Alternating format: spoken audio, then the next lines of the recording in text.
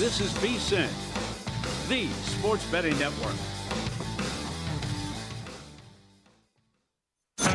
This is Money Moves on VSiN, the sports betting network.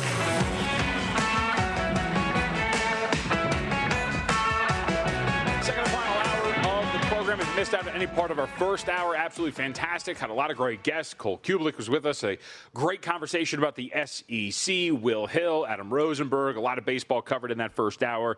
Check us out wherever you get your podcasts. Money Moves. And, of course, VSiN Best Bets podcast feed as well. Like, rate, review, subscribe. Would very much appreciate it. You can find those wherever. And on the VSiN Watch app. A shout-out to Mitch, not Mitchell Moss, but one of our audience members who I met over at Jackpots earlier today. Said the app is where he usually goes to. Likes it a ton. So you can check out the VSiN Watch app as well. But make sure you download, like, rate, review, and subscribe. And pot to the futures as well. We got a new episode coming out on Monday. Tuesday. Mitch will be back, I think. So we'll have a new episode next week. I promise you that. Even if I have to do it by myself, which I've done more often than not, I'm just going to say, more times than Mitch Moss has. Put it that way. All right, a little bit of news, by the way. We didn't hit this yesterday because it happened after the show, but how about this? The lifestyles of the rich and famous.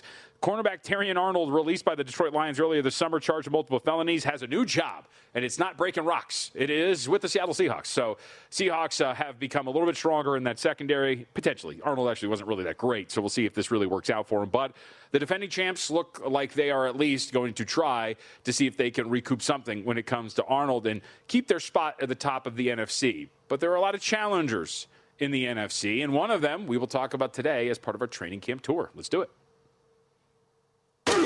Join Stormy and JVT as they go on the Money Moves NFL training camp tour.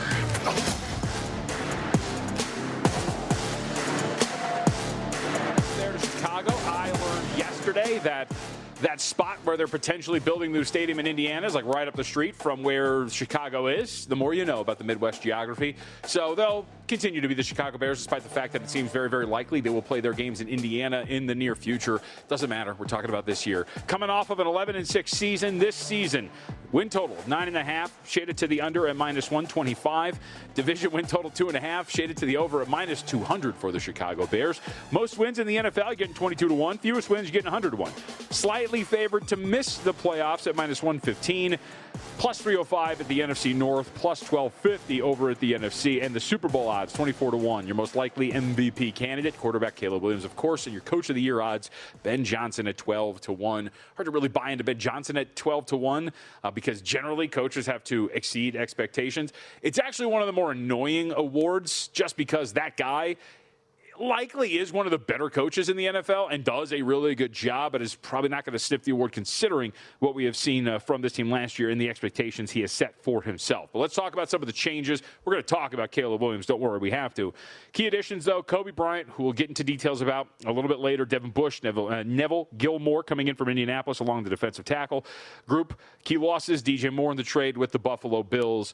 So, how do you break down the Chicago Bears? I think there's two ways to attack this, but let's start with the sexy position, which is quarterback Caleb Williams. Question that I put here is, how can Caleb Williams improve? Williams, as an individual, 12th in pass expected points added, 15th in EPA per dropback. So one of the better quarterbacks in the NFL, but if you look at it in terms of expected points added per dropback, relatively average. This is where you get with Williams, and you look at some of the differences in his numbers, and you can see what the problem is with Caleb Williams. And he had a strong year. Anybody in Chicago, before he started to get mad, I'm a big Williams guy. I don't want to say always have been, because the dude's always been uber talented, so it's not like you were on an island. But there were a lot who questioned his potential as a starting quarterback. By the way, we'll remember who you are. A lot of you did, for stupid reasons. But he seems to be a starting quality quarterback in the National Football League. The question is, can he be one of the elites? He's got to fix a lot of things. Caleb Williams was, and these are some good numbers. Mediacom's put these things out there. I thought they were pretty solid. Tied for third amongst quarterbacks in explosive plays being, of course, those of 15 or more yards. Third in QBR under pressure. But he was 20th in dropbacks in which he was kept clean. 6th in QBR against the blitz, but he was 32nd in off-target rate on short throws, those being 0 to 9 yards. So the very simple way to put it for Caleb Williams was, and we can think about it, right? Just think about a Caleb Williams moment from the National Football League season in 2025, and you think of big, explosive plays, shots downfield, high-leverage moments. But the stuff in between, the little stuff, success rate, just keeping the chains going, those are times in which they had pretty much struggled. Now, he was somewhat dangerous with some of those throws downfield. He had a turnover-worthy play rate of over 6% on throws of 10 or more yards downfield. But on those short throws, a turnover-worthy play rate of 1.7%. He wasn't very accurate, but he also didn't put the ball in danger when he was throwing those short yardage plays. And then you look at it, too, the completion percentage as a whole just needs to get better. 57.3% completion percentage for the season, 69% adjusted. Those are numbers that have to get better for Caleb Williams. Again, the easy stuff has to get better. And one would assume that maybe you can. Like, if you're good at the extremes, then maybe the stuff that comes beforehand will eventually come a little bit better, especially when you're talking about working under Johnson and working with what should be a really dominant ground game once again. Now, will it be able to be as dominant as it was a season ago is a real question. Fourth in expected points added per rush a season ago. Third in adjusted line yards per carry. Second in power success rate. Tied for fourth in the percentage of runs that were stuffed behind the line of scrimmage. Very good there. And led the league in second-level yards per carry. DeAndre Swift, Kyle Monangai last year combining for 1,870 yards and 14 touchdowns. Given Ben Johnson's history as a play caller and how he likes to run these offenses, you can generally assume that this offense is probably going to, again, be one of the stronger rush offenses in the National Football League. So if Williams can really take that step forward in getting the easy stuff down while maintaining his ability to generate the explosive plays, you could see a scenario in which the Chicago Bears team is going to be really freaking good and one of the best offenses in the NFL. Again, all on the shoulders of Williams and whether or not he fine-tunes those small portions of his game. I think what we talk about with Chicago, because you hear it a lot when it comes to the Bears and the analysis for the 2026 season, is regression candidate. I've used those terms. What does it mean? Why are they a regression candidate? The first thing you look at here is the defense. They led the league in takeaways. They had 33. Interceptions, they had 23. Generally, takeaways are a trend that will correct itself to an extent. Like, you're not always going to, or you're not going to be able to consistently lead a league in takeaways year to year. Takeaways and turnovers tend to be somewhat random. So you're probably not going to be able to do that again. Why that matters is if you're not getting those turnovers and getting them when you got them as a team, then all of a sudden your defense becomes exposed because you look under the hood for Chicago. 21st last season defensively in opponent expected points added per play. 26th in success rate. 25th in opponent completion percentage. And 28th in passing touchdowns allowed as a whole. They gave up 32. So if you're going to continue to perform at this subpar level on defense, while also not getting the same turnovers that you were, then all of a sudden you look at this and you go, well, there's probably a pretty big step back here coming for Chicago. And then what if Caleb Williams doesn't take those steps forward? What if Caleb Williams doesn't improve? Because we have to assume that that is a possibility here. Then you're looking at everything making sense in terms of this team being one of those regression candidates that we're talking about. Throw in the fact that, by the way, they have the 7th hardest schedule in the National Football League by opponent win total. You throw it all in the pot, and what comes out is a Bears team that likely should take a step back if those issues persist.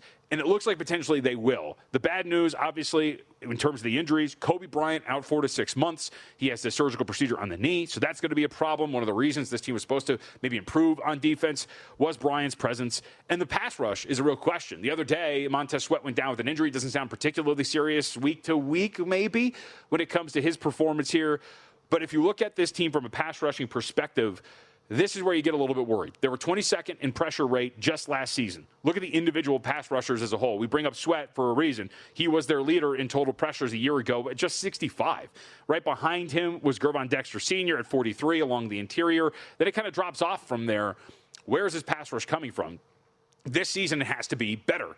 And so if you're not getting the turnovers, if your pass rush is going to be mundane, and if Caleb Williams doesn't improve, it does make sense with a harder schedule why you would expect that this team is a candidate to go under their win total and take a step back from where they were a season ago.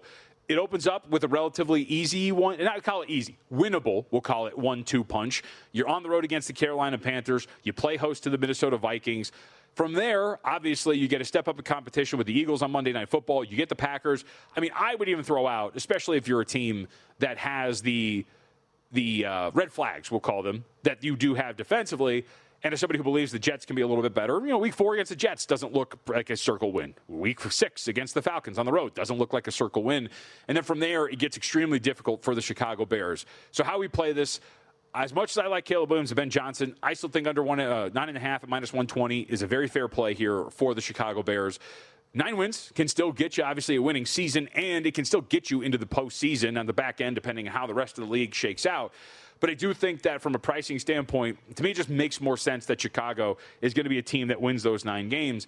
And as I always like to point out, when you look at these schedules, because we're projecting based on win totals for these teams, and that bakes in an idea of some sort of improvement or adjustment from the prior season. It's a way better way to look at strength of schedule than obviously the previous season's record. But having said that, when you look at the opponents like a Saints team, for example, or we'll bring up the Vikings, who you play twice, if those teams are going to hit the upside of what many people think they can, then all of a sudden those games become much more difficult for the Chicago Bears. So I think this is a team that is definitely worth playing, under 9.5 at -120.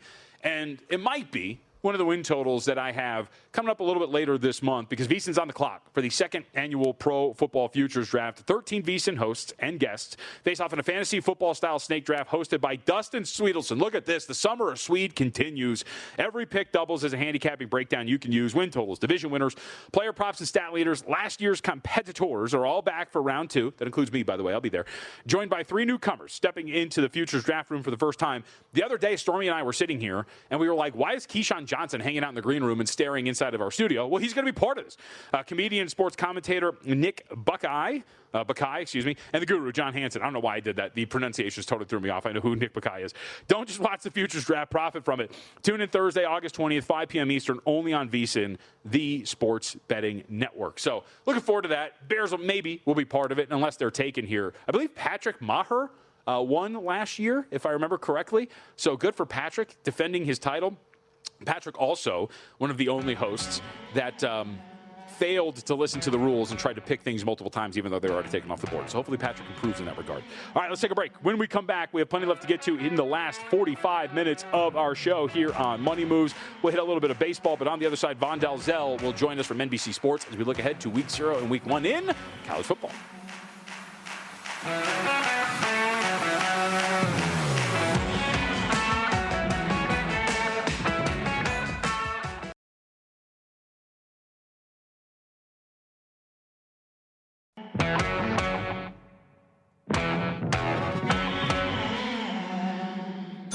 You're watching Money Moves here on VSiN, the sports betting network.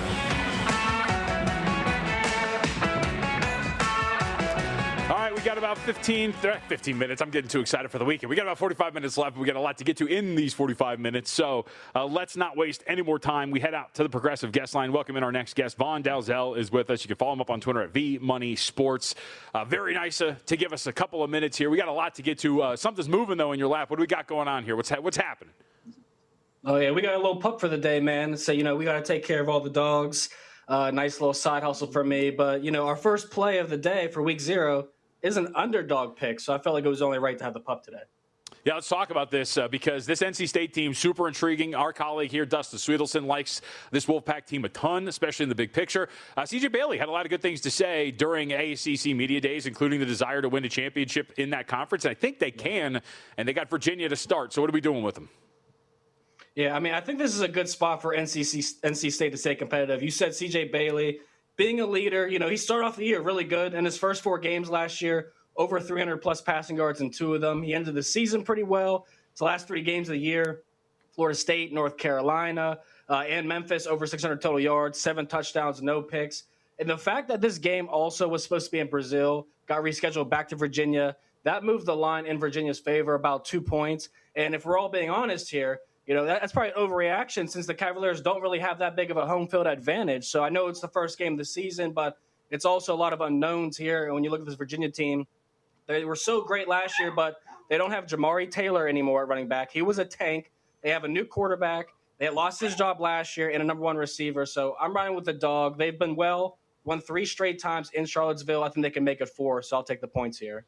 I like it. A play that shares a lot of different spots here at the network. A lot of people like this Wolfpack team here at VSiN, big picture and in this first matchup. Let's stay in the conference, though. Doesn't seem like there's going to be many wins on the schedule for Florida State, and it seems like there is an impending coaching change coming up. So maybe when you can get them, you're going to take them, and you're going to take them in a big way. They're a big favorite, about 31.5. Are they just going to lay down the wood here against their opponent in Week 1? Yeah, I would imagine they have to, trying to shake off what happened of last year. You don't want to start the season with a dud, even if it means, winning by 3-4 touchdowns isn't necessarily a dud for Florida State. But this is a game where I think they can go out here and dominate. You look at New Mexico State, they've gone 0-7 against the spread in their last 7 season openers. So I was basically already in on Florida State, but if you look at New Mexico State, they're relying on a lot of FCS talents as transfers. Florida State doesn't need that. They got a guy like Wisner from Texas at running back. They went out and got a bunch of receivers and tight ends, already deep room. You look at the offensive line, 107 combined starts. I like this team a lot on paper, and Ashton Daniels is a real threat too. So this is a good spot for Florida State to just pummel a New Mexico State team that really has a lot of change from last year, and it's not as much change as Florida State when you talk about talent. So, yeah, I like the Seminoles. All right, before we move on to week 1, because I know you got to play, were there any other lines that stuck out to you week 0? Was there a line maybe you were waiting for to pop that if it gets there, you would play it?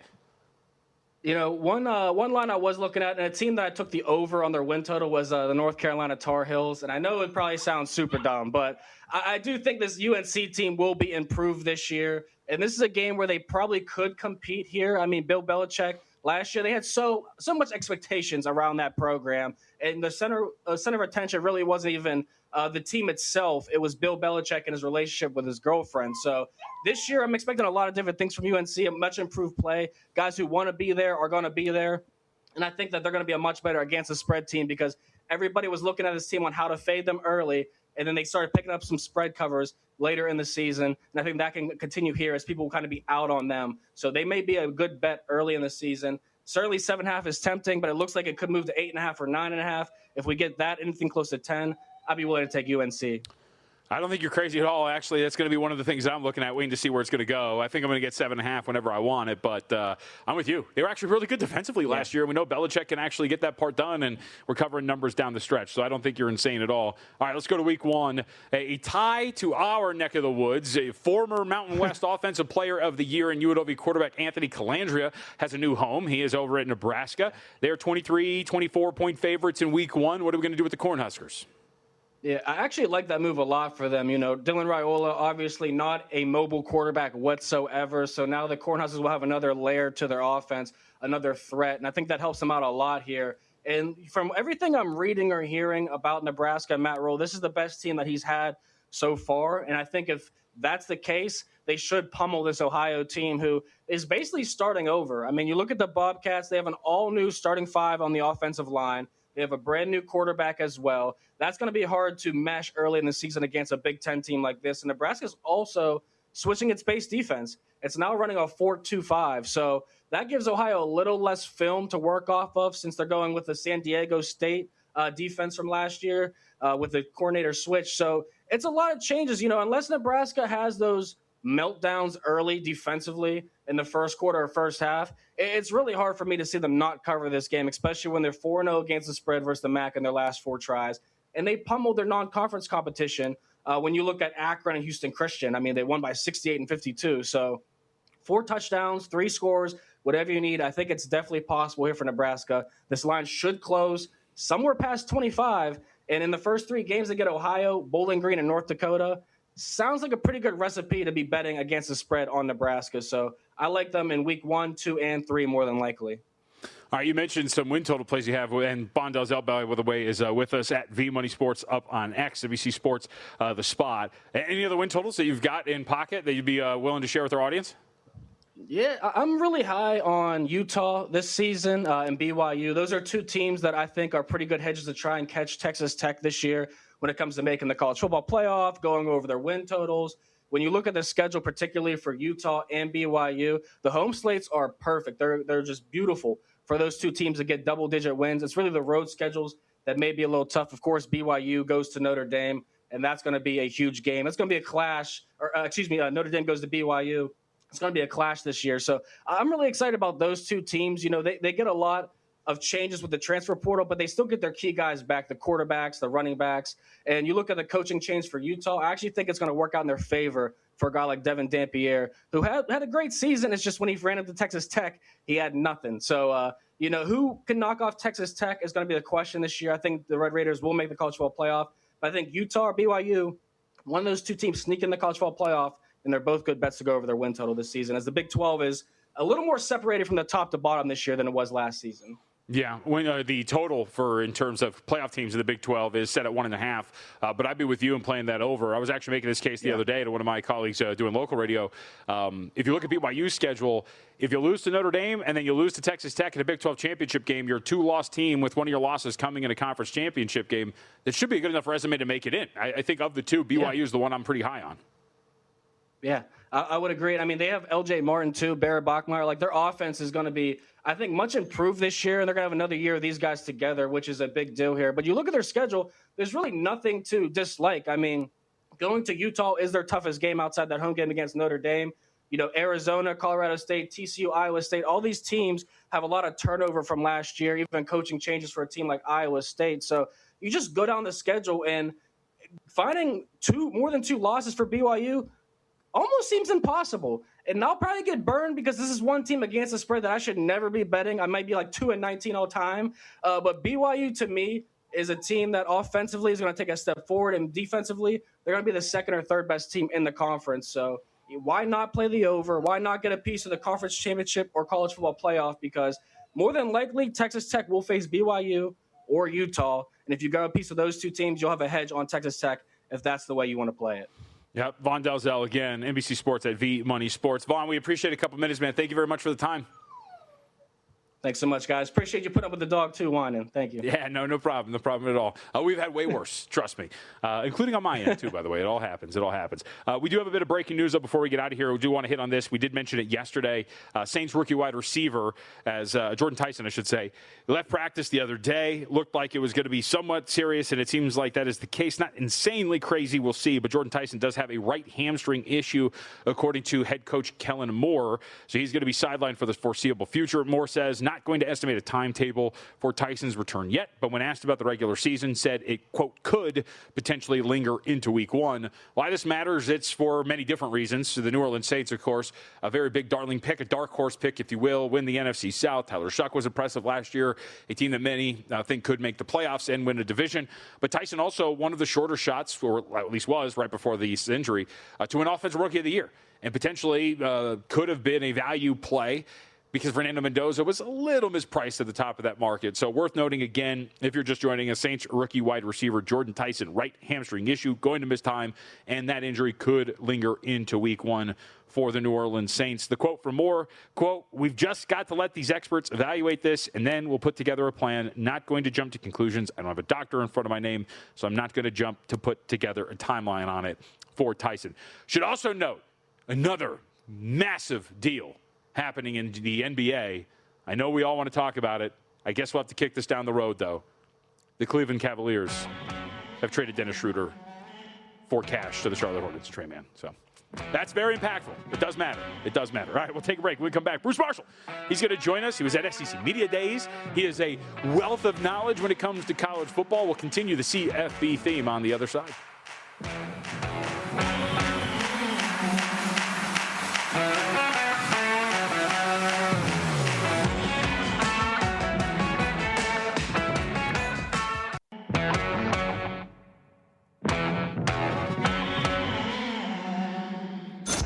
Watching Money Moves here on VSiN, the Sports Betting Network. Football season's here, folks. Want to get your best foot forward. Sharp money already moving around. Sharp Plays is the spot to go. No steam chasing, no stale trends, no recycled plays. You got to follow the Sharp Money and get ready for the football season. Head over to sharpplays.com today. A little bit of breaking news in the National Football League. James Pierce Jr., edge rusher for the Atlanta Falcons. Questions abound about what his fate was going to be. We do have closure here. Falcons defensive end James Pierce Jr. suspended 8 regular season games for violating the NFL's personal conduct policy. Pierce arrested in February in Florida, as those don't remember, after a domestic dispute involving his ex-girlfriend. So we have at least a number of games for James Pierce Jr. The breath was to say that I had the stats in front of me, but I forgot what they were. 45 total pressures, and the team leader in sacks, James Pierce Jr. was now done for 8 games. We'll get into the details of this and what it means for Atlanta coming up in about 15 minutes from now. But let's head out to the Progressive Guest Sign and welcome in Bruce Marshall, who is nice enough to give us some time here today. Bruce, good to talk to you, sir. I haven't spoken with you for a while. I hope you've been well. And I wanted to start, I know you were out at SEC Media Days. We were talking with Cole Kubelik earlier today about his Auburn Tigers. And I'm going to be selfish and ask you the same question. Do you share my positivity when it comes to Auburn and the SEC this year? I do, JVT, and nice to be with you again. I do, and I'll tell you why. Auburn was not that far away last year, and that was sort of the hallmark of the Hugh Freeze regime, which they pulled the plug on early last November. But of their 7 losses, 6 of them last year were in one-score game, and the 7th loss, that 20-10 loss to Georgia, very misleading. The referees blew a call right at the end of the first half. The SEC even admitted it later.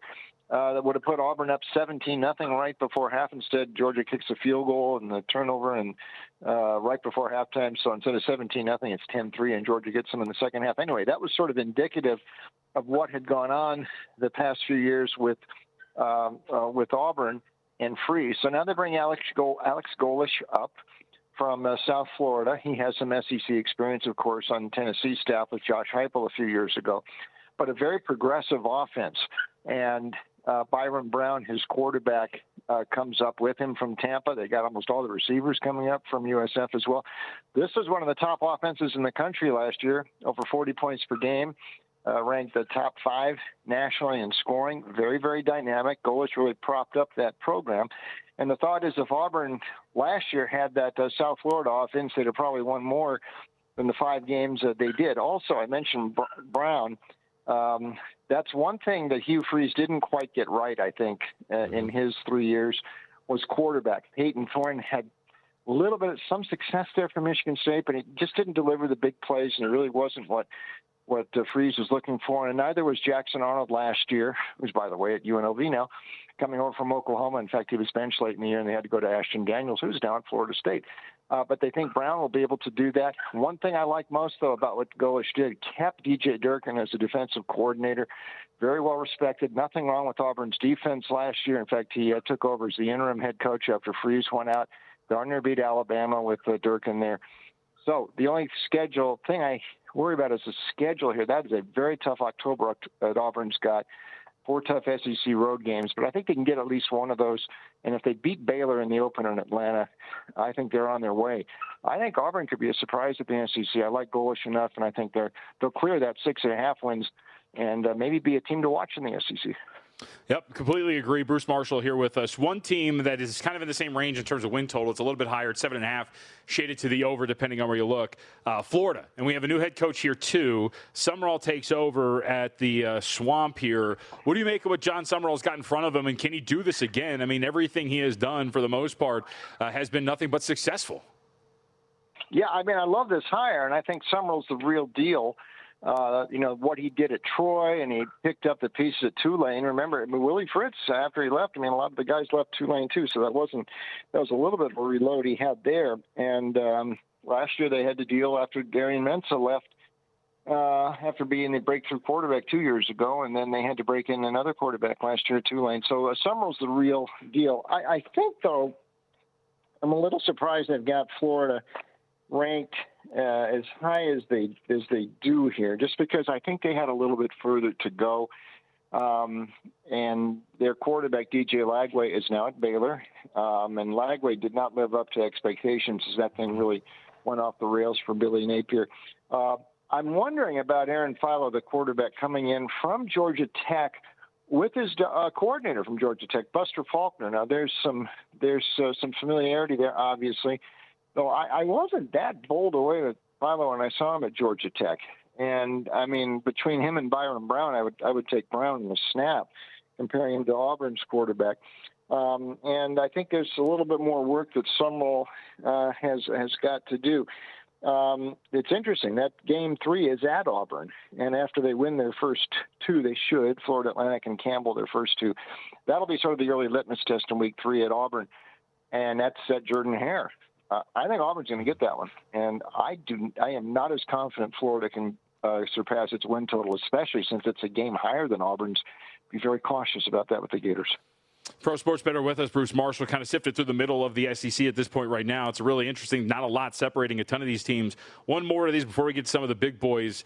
Missouri, what do you make of what the Tigers have here? Because it looks like they could have one of the best running attacks in the country again. They bring in Ole Miss transfer at quarterback, Austin Simmons, who initially won the job, but then, of course, Scott Wally pipped in that spot because of an injury.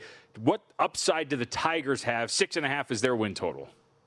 Yeah, I think they can probably get there just because Eli's had that program flying at a higher level. I think Ahmad Hardy's going to be ready. Remember, he had that, that incident off the field there, and top rusher, and they think he's going to be okay for the season. And that's something there. And Simmons, I was actually at the Kentucky game last year when Ole Miss won, and Simmons was at quarterback, but. I kind of think that Chambliss would have beaten him out anyway as that season progressed. He was very erratic throwing. I mean, a left-hander, he can move, but he missed. When he misses the receiver, he really misses him. So I'm not sure how that's going to work for Eli. I think they can probably. It'll be tougher for Missouri. I don't think they're going to be capped out. 7 or so is probably as far as they get. So I think I'd probably look over 6.5. Key game for them is going to be the second one, the old rivalry with Kansas. That was a big win early last season, and Mizzou came back for that win in the second game last year. And I think that's sort of the pivot point game early in the season. If they can't beat Kansas and they have to go to Lawrence for this one, that's key because they should beat Arkansas, Pine Bluff, and Troy in their other 2 non-conference games. But if they're not 3-0 coming out of non-conference, they might have some trouble getting above 500. 6-6 gets into a bowl. But I'm less confident about Mizzou getting there than I am about Auburn. All right, let's talk about some of these big boys then. I'll ask it like this. Who is the best team by your measure in the SEC? That's a good question because the consensus seems to be, I'm not sure there is a consensus. It's Georgia or Texas. I am not that sold on Texas, partly because of that Georgia game last year when they just didn't deliver late in the season and got hammered. And the overhype for Arch, it's not quite as big this year as it was last year, but I think, he still did not quite live up to expectations. And I just think if push comes to shove, Georgia, which has beaten Texas 3 times the last 2 years, would probably do it again. So I might actually lean to Georgia a little bit. The one dark horse here, I'm not sure they even consider one of these top teams in the SEC a dark horse, but I would watch LSU very closely with Lane Kiffin. The fact he's brought in Sam Leavitt from Arizona State, if he's beyond the injury from last year, and remember, they were talking about him, potential first-round draft pick, before he got hurt, and gangbusters 2 years ago for Kenny Dillingham at Tempe. Given Lane's work with quarterbacks in the past, I think he could make some magic with Leavitt. And Lane's on, right now he's on a little bit of a honeymoon at Baton Rouge. Hasn't gotten anybody upset down there yet. So I would really keep an eye on LSU as a team to watch in the SEC. Bruce, we appreciate it, sir. Thank you very much for the time. Good to talk to you again, and we'll catch up again soon. Thanks, JVT. Got it. Bruce Marshall again, Pro Sports Better at Bruce M Sports up on X. If you are listening to my voice or watching up on VSiN.com and you maybe have an affinity for the Chicago Cubs and you're looking for somebody to blame, that would be producer Justin, because it looked like Clay Holmes was perfect, and then I got a text about it, and then immediately he gave up a single. So, Justin, how do you feel about that? Pretty much all your fault. Good second start, though, for Holmes here in a Cubs uniform. He has been absolutely brilliant so far, but not getting the run support that he needs. The Cubs just got their first hit, I think, at the bottom of the 5th inning, too. So, low-scoring affair, scoreless between the two clubs right now, Cubs and Cardinals. We are at the top of the 6th with 1 out. Holmes threw out 65 pitches at this point right now. Updated in-game numbers for this low-scoring early game in Major League Baseball. DraftKings has the Cubs as about a $1.80 favorite, plus 155 coming back on the St. Louis Cardinals. Total for the game, 3.5 shaded to the under at minus 147. Going to get a ground out here in a second, so 2 outs in the inning. We'll come back, get some best bets as we look ahead to college football. We'll wrap. We have to talk about the New York Jets and this preseason contest later today and more. Don't go anywhere.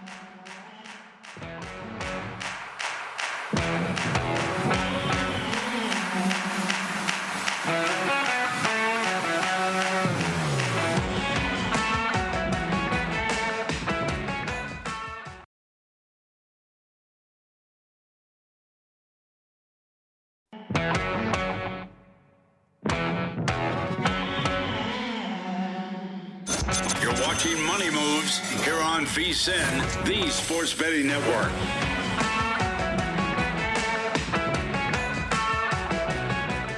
All right, wrapping it up here on Money Moves, the program at which I host every single day, Monday through Friday, 11 to 1. Sorry, I'm distracted. I have a lot going on here. It's a weekend, by the way. Hope you have a wonderful weekend planned. Everybody else out there. A couple of things I want to get to before we head out and hand the mic over to Paulie Howard and his bottled Coca-Cola.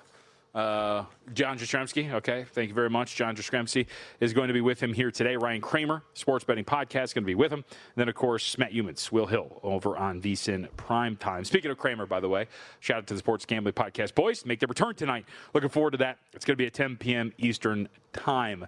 A couple of things. First off, bottom of the sixth inning, Liberatore back out there for the St. Louis Cardinals. We are still scoreless between the Cubs and the Cardinals. Story was that Clay Holmes was perfect. He is not anymore.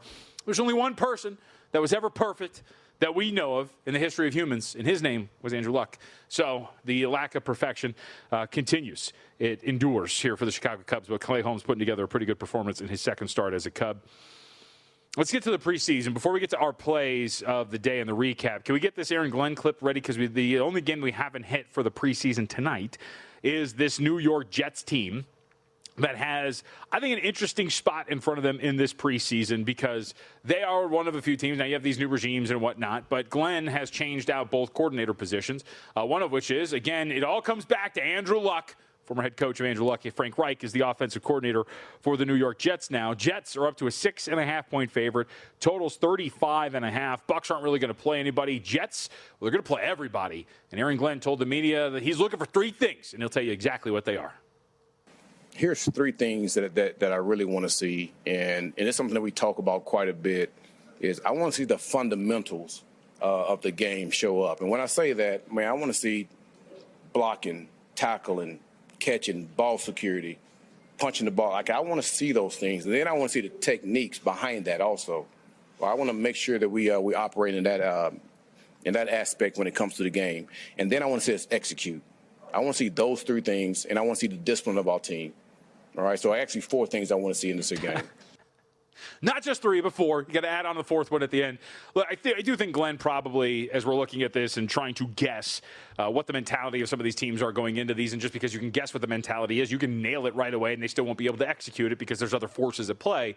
But it would seem that the Jets are going to take this relatively serious, maybe try to win this game. Who knows about the game plan? Set themselves up for success. Again, when you have two new coordinators, you want some sort of an install, the communication, I should say, between the pieces that need to have the communication and whatnot. So I think you get a pretty good effort here from the Jets. The question now becomes, what do you do? I mean, it does seem eerily similar to what we saw last night between the Lions and the Bengals. I mean, the Bengals closed as about 6.5-point favorites. Didn't come close to covering that number. The Dogs, of course, have the day yesterday. And then you have this one where you're up to 6.5. Again, I am not in the neighborhood of just trying to, or the mindset, I should say, if I'm going to speak proper English. I don't think that we should probably get these far out on some of these preseason lines. You know, it's the reason why Detroit was one of the plays yesterday. As we get into the recap for Thursday, a split, you pay the juice. Lions +7, stay inside of the number against the Cincinnati Bengals. And the Raiders in the first half, laying a half point. They do not get there against the Arizona Cardinals last night. So 1-1 and paying the juice there between the two preseason plays. I'm not going to play the game of like, I deserve better. The Raiders didn't really even come close to covering that number in the first half against the Arizona Cardinals. And just an observation, although that game went under the total, the Hall of Fame game did go over, and that participant was the Arizona Cardinals. And by the way, too, the other side note, as I continue to get distracted, Cardinals, the trend of team that played in the Hall of Fame game having a slight advantage, that kind of continues to strengthen itself as they go out there and look pretty solid in that matchup against the Raiders last night. But Cardinals also, in a couple of high-scoring games, again, the game did go under the closing number but went over the opening number. So maybe the Cardinals being an over team here in the preseason, maybe the Raiders are as well. We'll see if that actually is going to be the case. But just a note worth pointing out. For today, nothing in the preseason tonight, I think, although – you know, by the time we get to later tonight, maybe you'll find myself with a ticket on the Tampa Bay Buccaneers if I really feel like I want to do this. But because we're in the theme and we're in the season, if you will, did want to add a couple of week zero plays because I do think that there's probably going to be some movement here on both of these. So we'll take a stab now. against the betting market here in week 0. First of which is, look, I've had a theory about this. I wrote about this in the betting guide when it came to the Mountain West. My thought that in college football, one of the teams that might be a little overvalued as we head into the season is the North Dakota State Bison. And so I will take my shot against North Dakota State. They are 7-point favorites in week 0 against Jacksonville State. And I'll take that 7 with Jacksonville State here against North Dakota State as one of the plays we'll add here today. Again, this is just on the theory that I think the market's just too high in almost every single regard for North Dakota State. To reiterate, the Bison lost a lot of talent, especially along the offensive line, in the transfer portal. They are rebuilding internally, promoting internally. It's generally what they do.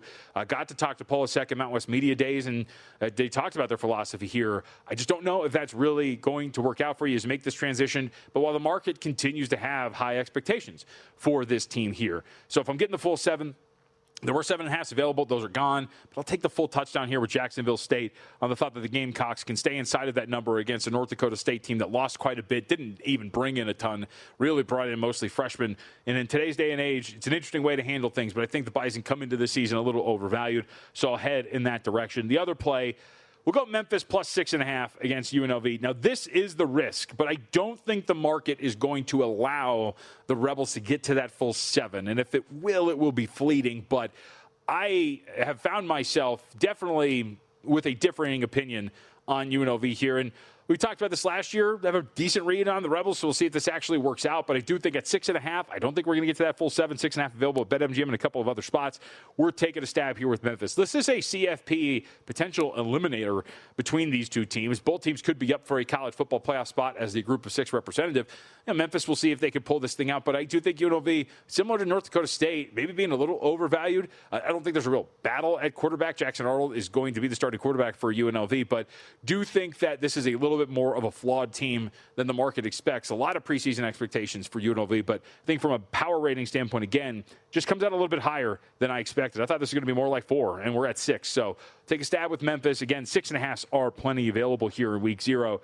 And there is one other game, and our buddy Vaughn Dalzell, who was with us earlier, did talk about this, and so I will wait to see if this gets any higher up. I don't think I'm going to lose out on the key number here. But let's go to Ireland, and I just want to point this out. TCU is a 7.5-point favorite over North Carolina. I've not played this yet because I think I'll be able to grab 7.5 with North Carolina whenever I want. But I'll be on North Carolina here out in this Ireland game to start us off on Saturday morning in a couple of weeks.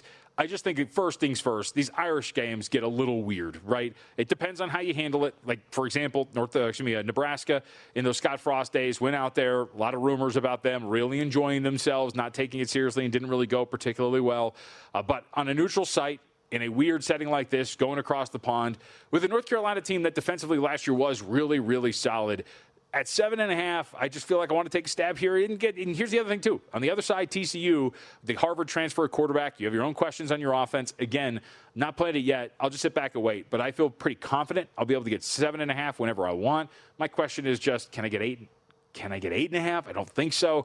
But we'll just see if we can get the best of the number. But North Carolina will be a play for me in week 0 as well. Just waiting on when that's going to be. So 3 week 0 plays. We'll call it 2.5 because North Carolina not official yet. But for sure, Jacksonville State plus 7 against North Dakota State.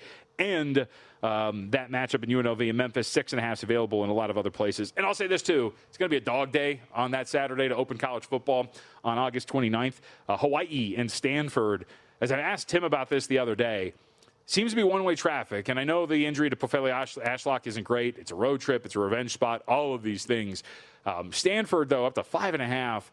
I do wonder where this number gets to as well. At some point, I feel like I'm going to get dragged into this because if we get to that like 6.5 range with Stanford by the time we get to week 0 and kickoff time, I'll be in on the Rainbow Warriors. I can't shake my love for this team, and I do believe in Mike Alejado, and I understand everything that is part of this situation for the Rainbow Warriors. Understand how hard it is to travel when you're talking about coming off the island and whatnot, but it's not an abundance of travel heading up to the West Coast. I just think that maybe everything that we've talked about with the situation, the injuries, I think we've had that pretty factored into this number, but it continues to climb. So we'll see if this gets any higher, but at some point I'll find that gravitational pull to be a little too strong when it comes to Hawaii catching that number against Stanford. I'll probably regret it. but I do think that that's going to be way too tempting to pass up if it continues to head in the direction that it does. Man, I am stoked. We got week 0 college football right around the corner. It's 2 weeks away. Very much looking forward to that, by the way. As you will be, by the way, for what's coming up next here on the Vegas Stats and Information Network. Follow the money. Paul Howard, John Jastremski. Today, Ryan Kramer, host of the Sports Betting Podcast, is going to be with them. Matt Humans, Will Hill is going to be on VSiN Primetime a little bit later today. And the Sports Gambling Podcast, speaking of Kramer, they make their triumphant return tonight for football season. That starts at 10 p.m. with Sean and Ryan, so make sure you do not miss out on that. Their return is also why the summer of Swede, it's over. But Dustin called me during the show. Like, brother, I'm on the air, but apparently he's on the East Coast. With that, VSiN.com/subscribe. Check out everything we have to offer, introductory offer, and more. We'll see you on Monday on Money Moves. Until then, have a good weekend.